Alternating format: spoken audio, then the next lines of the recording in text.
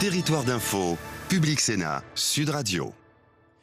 Bonjour à tous, c'est Territoire d'Info, une émission de Public Sénat, de Sud Radio et de TV5 Monde avec les meilleurs moments des interviews politiques de la semaine.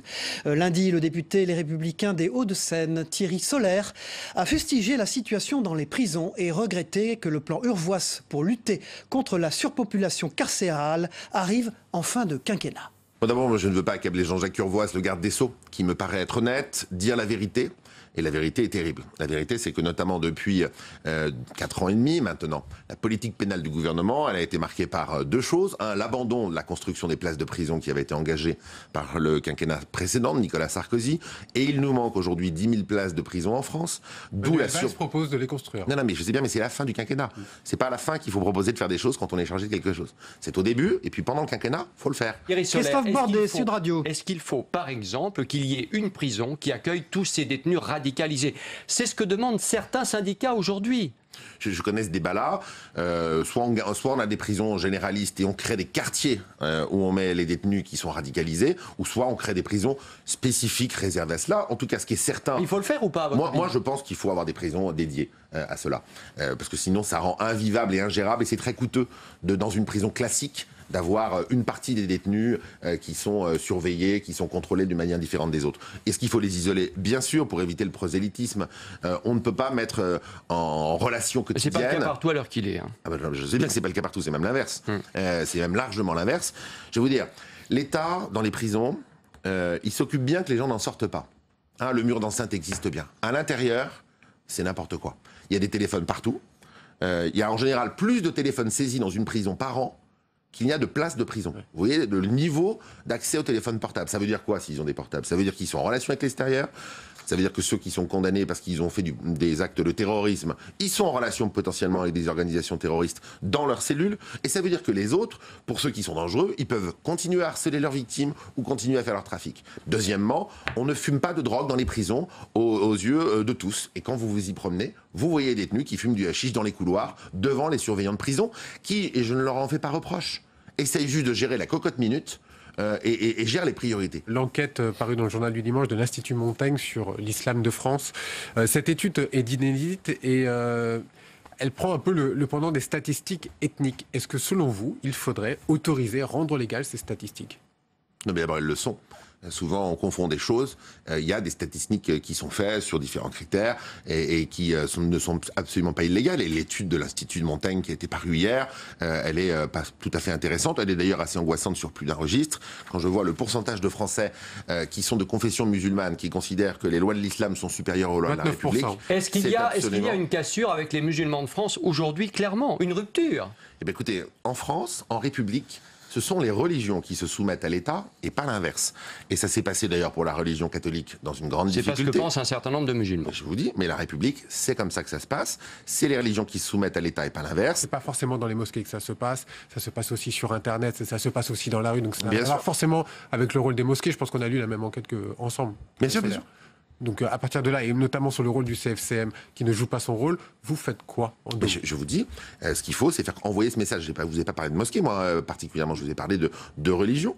Et quand je vois cette étude, la même que la vôtre, comme quoi près d'un tiers des Français de confession musulmane ne comprennent pas cela, il va falloir que l'État fasse comprendre que ce n'est pas facultatif, que le respect de la loi, de la République, ce n'est pas au choix. Vous soutenez Bruno Le Maire, alors vous êtes plutôt immobilisme heureux ou Karcher ? Moi, j'ai parrainé Bruno Le Maire parce que je suis au comité d'organisation que je préside par ailleurs son représentant, et donc je l'ai parrainé par transparence.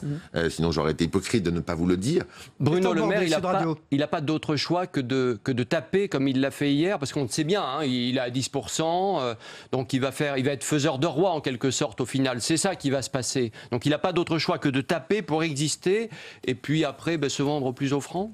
Alors, j'ai pas du tout la même vision de vous de la vie politique. Je dois avoir une vision déformée, alors. Oui, me semble-t-il. Oui. Je vais vous dire, moi d'abord j'ai une pensée, on n'a toujours pas parlé de ça, pour Jacques Chirac. Je souhaite vraiment qu'il se remette. Jacques Chirac, il a un lien particulier avec les Français. Vous savez, moi, quand j'étais tout jeune, après mon service militaire, j'ai fait la campagne de Jacques Chirac. J'étais à son QG de campagne, à la cellule qui organisait les déplacements. Et je me rappelle, je me revois dans un café à côté de son QG.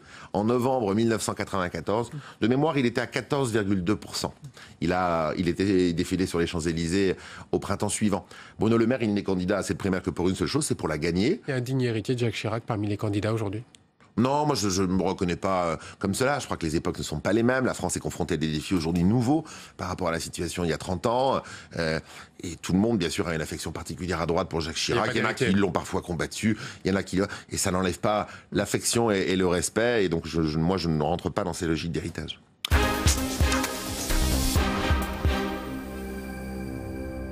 Mardi, sur le plateau de Territoire d'Info, Pierre Laurent, le secrétaire national du Parti communiste français, a plaidé pour une convergence des forces de gauche, une candidature d'union qui éviterait, selon lui, un scénario catastrophique. Nous voyons bien que dans la situation actuelle, si nous n'allons pas vers la convergence et le rassemblement des forces de gauche qui veulent tourner la page de l'échec du quinquennat de François Hollande, eh bien nous risquons d'aller à une catastrophe politique. Voilà la question que nous posons et que nous allons continuer à poser avec force. Et ça n'est pas une défiance à l'égard de tel ou tel dans ces forces de gauche. C'est juste une interpellation forte parce que nous sommes inquiets pour le pays et nous pensons que la convergence de ces forces est nécessaire. Et nous allons continuer... Mais si la convergence de ces forces ne se fait pas... Véronique Jacquier, Sud Radio. Oui, mais elle ne se fait pas aujourd'hui. Et peut-être qu'elle se fera demain. En tout cas, ce que je constate, moi, parce que je regarde les études d'opinion, c'est que si elle ne se fait pas, le scénario d'arrivée, nous le connaissons. Nous le connaissons. Et il sera catastrophique pour le pays. Donc moi, je n'ai pas envie d'une Assemblée nationale qui ressemble au Conseil régional de PACA, où des millions de gens de gauche de la région n'ont plus aucun représentant. Nous allons prendre notre décision concernant l'élection présidentielle le 5 novembre dans une conférence nationale du Parti communiste. La Croix disait il y a quelques jours, le PCF est entre méfiance et envie et ne reste pas indifférent à Jean-Luc Mélenchon. Mais je ne suis indifférent à aucune femme et homme de gauche avec lesquels je souhaite travailler dans l'intérêt du pays. Et sûrement pas à Jean-Luc Mélenchon, qui a été notre candidat en 2012. À propos de l'accueil des réfugiés et des migrants, se pose la question de leur répartition après Calais dans notre pays. C'est un débat pour les maires. On n'entend pas les maires communistes sur cette question de l'accueil des migrants. Quelle est votre position ? Vous rigolez, je pense, en disant qu'on n'entend pas les maires communistes. Oui, mais parce que vous n'écoutez pas. Il y a 2 centres d'accueil qui vont enfin s'ouvrir, un à Paris et un autre à Ivry. Ivry avec un maire communiste, Philippe Bouissou. Et la décision qui est prise à Paris a été depuis le premier jour soutenue et demandée par les élus communistes de Paris. Donc les élus communistes partout pensent, et nous le disons depuis le début, et on a pris beaucoup de retard sur ça, qu'il faut que la France soit digne de ses capacités d'accueil, de ses traditions d'accueil. Et quand j'entends effectivement les déclarations de Wauquiez, j'ai honte pour mon pays. Parce que quand une grande région comme la région Rhône-Alpes dit qu'elle doit devenir une zone sans migrants par la voie de cela, c'est dramatique. Si on veut des solutions à la situation inhumaine de Calais, je pense que l'accueil de ces réfugiés, de ceux qui en tout cas souhaitent ou sont obligés de rester en France... Donc vous êtes pour une répartition équitable de ces bien sûr, partout en France. Mais c'est l'évidence. C'est la rentrée universitaire, plus 45 000 étudiants cette année. Le ministre de l'Enseignement supérieur, Thierry Mandon, vient de dire que la sélection, après tout, n'est pas forcément un gros mot. Il vient de dire ça chez nos confrères du Parisien. Il ajoute que la loi doit rendre possible une sélection en Master 1. Est-ce que ce sont des propos qui vous choquent ? Ce sont surtout des propos qui sont totalement anachroniques pour moi. Parce que la grande affaire sur laquelle nous devrions être mobilisés en permanence pour la jeunesse, c'est celle de l'éducation, de la culture, des loisirs, du sport. Si nous devions avoir une grande ambition, si nous devions avoir un grand débat pendant l'élection présidentielle, c'est est-ce que nous menons à la mesure où il le faut l'effort d'éducation, l'effort d'investissement dans la recherche pour l'enseignement supérieur suffisant avec le monde dans lequel on avance. Ça, c'est quand même un sujet. On a des facultés qui sont complètement sinistrées. C'est un sujet qui sont surchargées. Ils sont sinistrés parce que Nicolas Sarkozy et Valérie Pécresse ont fait voter une loi que nous avions refusé de voter à l'époque, qui a mis soi-disant, qui s'est paré de donner soi-disant l'autonomie aux universités. En vérité, il s'agissait de leur couper les vivres et de leur dire débrouillez-vous pour équilibrer votre budget.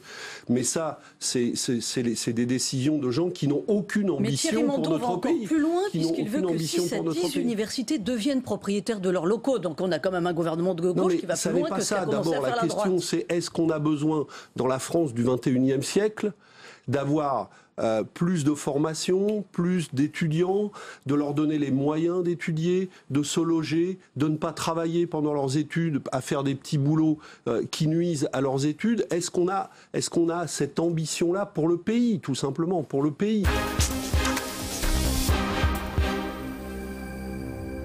Pas de suspense pour Nathalie Kosciusko-Morizet mercredi. À quelques heures du dépôt définitif des candidatures, elle obtiendra bien d'être candidate à la primaire de la droite et du centre, malgré les déstabilisations. Elle aura tous ses parrainages. Il n'y a pas de suspense. Il y a une ou deux personnes qui essayent de l'entretenir, qui sont les mêmes qui pendant 6 mois ont dit oh elle n'y arrivera pas, la pauvre chérie. Vous empêchez psychologiquement parce que je pense qu'ils ont un problème. Ils ont un problème avec le fait. Ça doit les angoisser. Et je sais pas, un psy pourrait en parler. C'est une façon pour eux de tenir à distance une réalité qui leur fait du mal. Enfin, j'en sais rien, je m'en fiche d'ailleurs. Donc maintenant, on est dans le débat et c'est bien. Sur quel thème allez-vous faire campagne? Véronique Jacquier, Sud Radio. Moi, je vais faire campagne sur une nouvelle société. Je vais faire campagne sur une nouvelle France. Je vais faire campagne, comme je l'écrivais dans mon livre de lancement de campagne au printemps, autour du fait que on a complètement changé de monde. Les Français vivent dans un monde en pleine transformation et la politique est restée largement à côté de cette transformation. Juste un exemple très concret, moi, qui m'a beaucoup frappé. On a passé l'année dernière, l'année qui vient de s'écouler, en politique, largement à des débats qui étaient des débats théoriques, qui sont à côté de la vie. On s'est fait l'échéance de nationalité, on est passé tout près du droit du sang, on va probablement y revenir, et là on est en train de se taper l'histoire des Gaulois. Vous pensez vraiment que c'est hyper actuel dans la vie des Français qui aujourd'hui... Vous incarnez aujourd'hui, donc vous allez incarner dans ce débat qui vont démarrer aujourd'hui, le renouveau, la jeunesse, effectivement peut-être des idées nouvelles. Ça veut dire que vous êtes critique par rapport à ce climat de pré-campagne de primaire, où on en parlait de l'identité par exemple. Est-ce que ça, pour vous, c'est pas un bon thème de campagne? D'abord, il y a des questions intéressantes qui se posent autour de l'identité. Naturellement, la lutte contre le terrorisme est au cœur de nos préoccupations aujourd'hui. Mais ce ne sont pas les seules questions. Et je pense que si la politique devait s'enfermer dans ces débats-là, elle passerait à côté de toute une partie de ce qui fait la vie et de ce qui fait d'autres angoisses des Français. Je donne juste par exemple une illustration concrète. Tout le monde s'obsède sur la question de l'immigration. Il y a bien des choses à dire. C'est-à-dire que dans l'immigration, il y a des gens qui viennent, souvent dans de mauvaises conditions, parfois pour de mauvaises raisons. Mais au moins, pour eux, la France représente une espérance.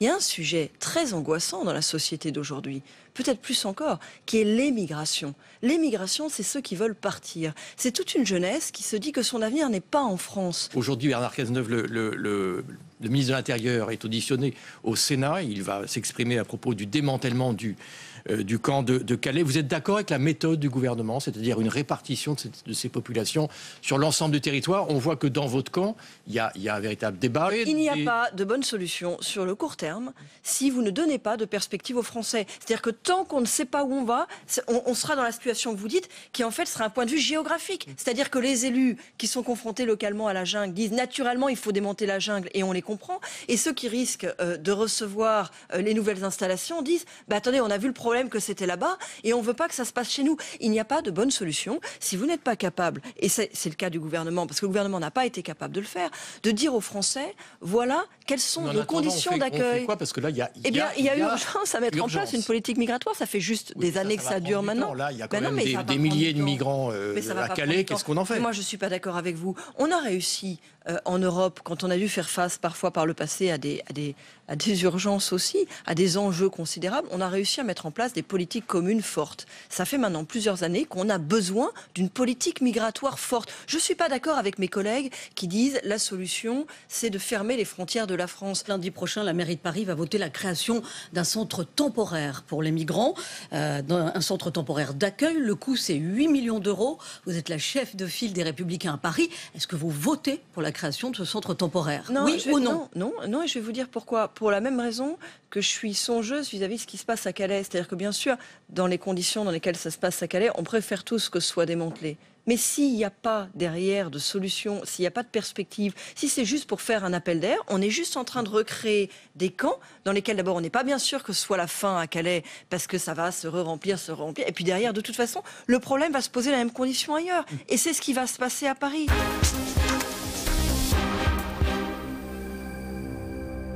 Le président du Sénat, Gérard Larcher, était notre invité jeudi sur ce plateau. Il s'est dit favorable au démantèlement de la jungle de Calais, mais il plaide aussi pour un meilleur contrôle des frontières et une réforme du droit d'asile.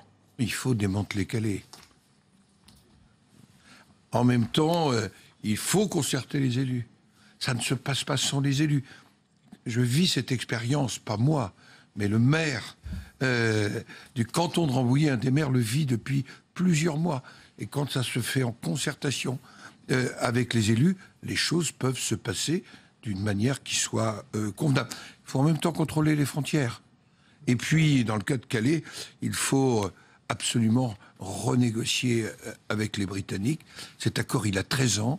Je vous rappelle qu'il était la suite, Sanguette, une rame du Kosovo. On n'était pas du tout dans la même situation. Le premier des sujets, c'est que la population de Calais fait montre d'une grande patience et j'allais dire d'une citoyenneté qu'il faudrait d'abord souligner. Oui. Son exaspération, elle est compréhensible. Et c'est vrai que je comprends leur réaction face à la décision du mur avec les Britanniques. En fait, il faut renégocier avec les Britanniques. Je crois que c'est un de vos confrères qui disait qu'il y avait un côté mur de la honte. Le vrai sujet, c'est aussi l'inadaptation du droit d'asile en France et en Europe. Des procédures trop longues, des reconduites inexistantes, des procédures de régularisation, notamment la circulaire de 2012, qui sont incitatives. C'est vraiment sur ce sujet-là.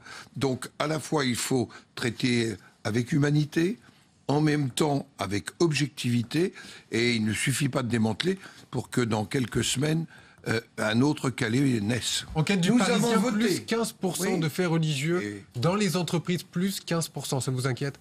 C'est pas que ça m'inquiète, je dis que c'est un fait. Le fait religieux, il est en train de s'imposer dans notre société. La République, dans sa laïcité, doit le traiter. Donc l'État doit le traiter. Alors la question de l'islam est posée. Oui. Elle est posée depuis un certain nombre d'années, mais aujourd'hui elle est posée avec acuité. On voit bien que, par exemple, le ministère du Travail, que je connais bien, se prépare à publier à la fin du mois d'octobre un guide de conseil aux chefs d'entreprise sur la relation aux religieux. On peut avoir une relation à la fois respectueuse et apaisée avec les religions, qui sont un fait, et je suis moi-même quelqu'un Mais si le salarié ne veut pas respecter la neutralité, que fait le chef d'entreprise? Eh bien, il peut procéder à toutes les sanctions. On est dans un motif tout simplement de l'application du respect du Code du travail. Hier soir, vous étiez au meeting de François Fillon au Cirque d'Hiver. Vous sentez un engouement, là? Elle décolle, sa campagne? Il y avait 2400 personnes. Il y avait beaucoup de monde. On était sur, j'allais dire, des sujets, je pense à l'éducation, je pense au travail, je pense aussi à la question de la sécurité de notre pays. Il y a eu un vrai échange avec ceux qui étaient présents. C'est vrai qu'il y avait beaucoup de monde.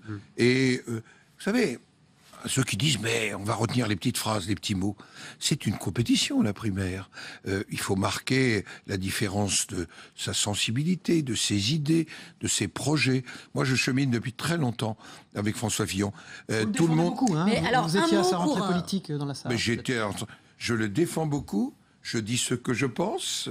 Ça a fait suffisamment. Vous l'avez recadré. Et après la Sarthe, j'ai été aussi de ceux qui ont insisté sur la nécessité d'un projet social et sociétal. Je dis, et ça fait parfois ma différence avec un certain nombre de candidats à la primaire, on ne peut pas mettre par-dessus bord les corps intermédiaires. Je pense aux syndicats et aux autres. Hier soir, dans ce meeting, il y avait quand même beaucoup de personnes de sens commun qui ont pris la parole également. Hervé Mariton, qui n'est plus dans la campagne aujourd'hui, captait cet électorat. Aujourd'hui, c'est François Fillon qui va prendre l'électorat du mariage pour tous. Attendez, moi j'ai un souvenir du débat ici sur le mariage pour tous. J'étais sénateur à mon banc. J'ai participé à quasiment tout le débat. Et j'ai voté contre le projet de loi présenté par Madame Taubira, mais en même temps, comme François Fillon, j'ai dit que j'étais de ceux qui ne seraient pas favorables à l'abrogation, parce que pour moi, c'était devenu la loi de la République, il y avait des réalités. Ça vous a pas choqué qu'il soit humaines. présent hier soir? Pas du tout, puisque nous avons dit, nous réécrirons, notamment en ce qui concerne l'enfant et la filiation. C'est pas une surprise. Gérard Larcher, Jean-Yves Le Drian s'envole demain pour l'Inde. Elle a clé un contrat de 36 rafales pour plusieurs milliards d'euros. C'est sous ce quinquennat qu'il y a eu le plus de ventes, on en a vendu le plus. Alors, c'est le meilleur ministre de la Défense de la Ve République, comme le disait Serge Dassault sur ce plateau l'année dernière? En tous les cas, c'est un ministre de la Défense qui assume sa fonction. J'étais vendredi avec le rapporteur de la Commission des Finances sur le Charles de Gaulle, juste avant qu'il n'appareille. Et j'ai vu des femmes et des hommes, il y a 12% de femmes embarquées sur le Charles de Gaulle, qui sont au service des armes de notre pays pour combattre le terrorisme. Et je veux leur rendre hommage. Et il est vrai que l'avion Rafale, et j'ai rencontré les pilotes, est vraiment un avion exceptionnel, dans sa version marine, comme dans sa version de l'armée de l'air. Et je me réjouis pour notre industrie, pour nos ingénieurs, de voir que cet avion, qui est le meilleur au monde, c'est ce que disent tous les pilotes, alors Gérard Larcher puisse contribuer. Gérard Larcher, VRP aussi du Rafale. Merci, Monsieur le Président. VRP de la France, surtout.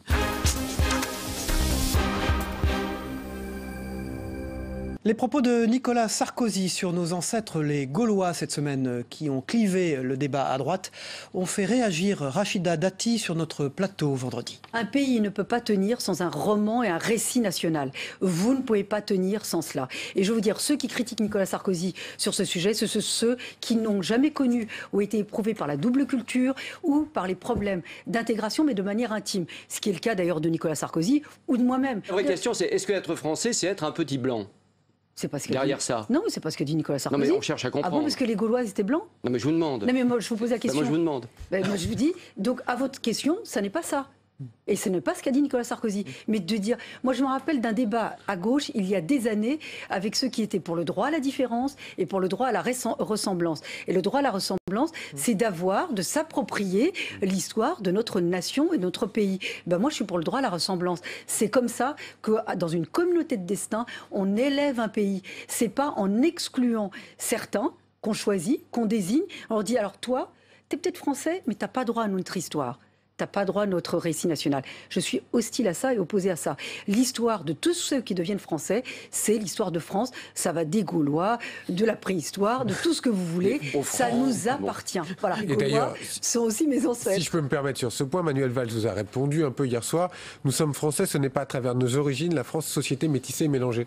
Vous vous rapprochez un peu plus de votre sentiment d'une société mélangée. C'est pas ce qu'il disait il y a quelques années à Évry. Hein. Il disait tout le contraire. Il a changé, Manuel Valls? Il change tout le temps. Voilà, donc moi je ne vais pas commenter quelqu'un qui est une girouette. Près de 2000 mineurs radicalisés en France. Les jeunes filles sont désormais les plus nombreuses. Est-ce un échec de la République ? Le sujet de la radicalisation, comme vous le savez, moi j'ai en charge cette question au Parlement européen. J'ai fait voter un rapport et des mesures il y a plus d'1 an au Parlement européen, des mesures d'ailleurs qui, pour l'essentiel, je me suis inspirée d'ailleurs de mesures assez efficaces qui sont mises en œuvre et expérimentées dans de nombreux pays européens, l'Angleterre par exemple, ou les Pays-Bas. Et la France, je le dis, je le répète systématiquement dans toutes les interviews, nous sommes au degré 0 de la déradicalisation. Et donc il faut absolument qu'on s'y attelle avec des programmes sérieux, avec des acteurs sérieux et avec des lieux sérieux pour déradicaliser. C'est pas les propositions, les promesses que fait Manuel Valls depuis maintenant presque 2 ans. Alors, ces promesses, elles sont où? 0 centre de déradicalisation. À chaque fois qu'il donne une interview, il dit « nous allons en créer un », ça n'existe pas. Et ce qu'il propose, le concept qu'il propose, c'est le concept du centre de loisirs, c'est le concept de « je viens sonner à la porte, bonjour, je voudrais me déradicaliser ». Et donc, il faudrait faire quoi alors? Vous pensez vous pensez que M. Abaoub ou les terroristes que nous avons eus lors du 13 novembre dernier vont venir sonner à la porte en disant « je crois que j'ai un petit souci de déradicalisation, est-ce que vous pouvez m'aider ?» À propos des fichiers S, Rachida Dati, à propos des Michael fichiers Zames. Il y a le maire d'Évreux qui demande à avoir accès à ces fichiers S. Il a raison, vous le soutenez? Vous savez, nous sommes proches, par exemple, les commissaires de police nous donnent des informations sur l'état de la délinquance sur notre commune. Un fichier S, si vous avez quelqu'un qui est potentiellement dangereux sur votre commune, c'est pas inintéressant que nous ayons l'information. Vous avez des fichiers S dans le 7e arrondissement, par exemple, vous le savez? Je n'ai pas d'informations. Ouais. Vous le regrettez? Non, mais je le regrette compte tenu du contexte. Les prisons, 10 000 à 15 000 places de prison promises par l'exécutif d'ici 2025. Est-ce que les promesses, à ce niveau-là, aujourd'hui, n'engagent que ceux qui y croient, à votre avis? Vous oubliez un détail. Qui était garde des Sceaux pendant 4 ans? Avant M. Urvoas. Oui. Bon, Christiane Taubira. Taubira, oui. Et quelle a été sa politique? À vous de nous dire.